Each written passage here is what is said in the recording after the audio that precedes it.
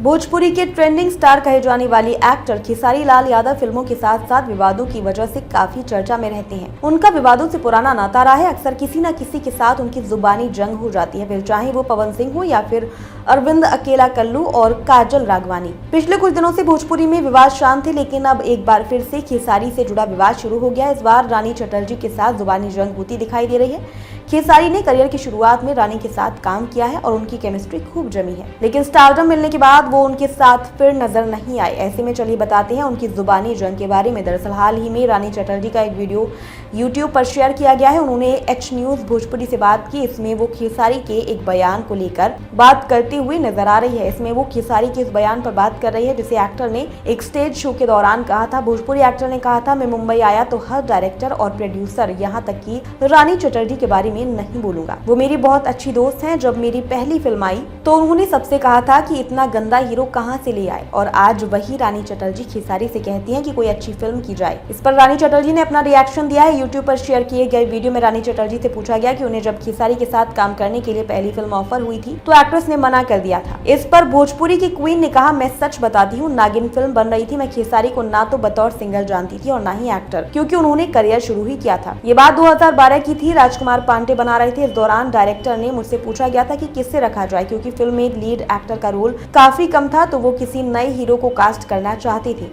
इसके लिए बंगाली एक्टर जीत से बात की गई, लेकिन वहाँ बात नहीं बनी। फिर खेसारी पर चर्चा हुई। उन्होंने मुझे जानकारी दी। मैंने उनके बारे में नहीं पूछा, बल्कि कहा कि जैसे आपको ठीक लगे आप कर लीजिए।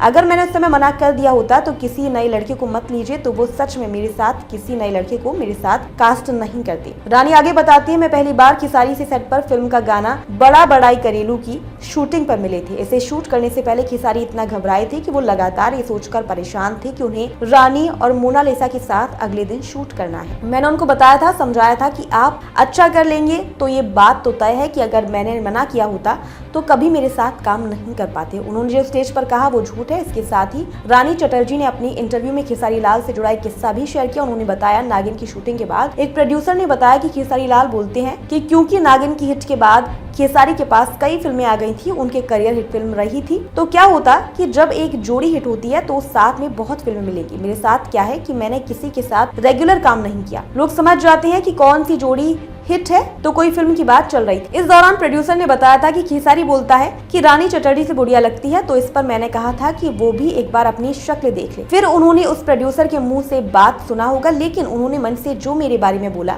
वो सरासर झूठ बोला है। मैंने निरहुआ, रवि किशन जैसे स्टार्स के साथ काम किया है। मैंने कभी किसी के साथ काम करने के लिए नहीं कहा है। मेरा हमेशा से ही सोलो फिल्में रही हैं। मैं खेसारी के साथ काम करने के लिए बोल ही नहीं सकती। वो बहुत बोलते हैं और ये जग जाहिर है कि खेसारी लाल कितना बोलते हैं। आपको बता दें कि खेसारी लाल यादव ने भोजपुरी में अपने करियर की शुरुआत फिल्म साजन चले ससुराल से की थी। इसके जरिए वो पहली बार एक्ट्रेस स्मृति सिन्हा के साथ नजर आई थी। इसमें दोनों की जोड़ी को खूब पसंद किया गया था, लेकिन उनके करियर का टर्निंग पॉइंट फिल्म नागिन को माना जाता है। इसमें वो रानी चटर्जी के साथ दिखे थे। फिल्म ब्लॉकबस्टर रही थी। इसके बाद खेसारी को ढेरों फिल्में मिली थी और उन्होंने स्मृति सिन्हा के साथ अपनी पहली जोड़ी जमाई थी और उसके बाद ढेरों फिल्मों में काम किया था।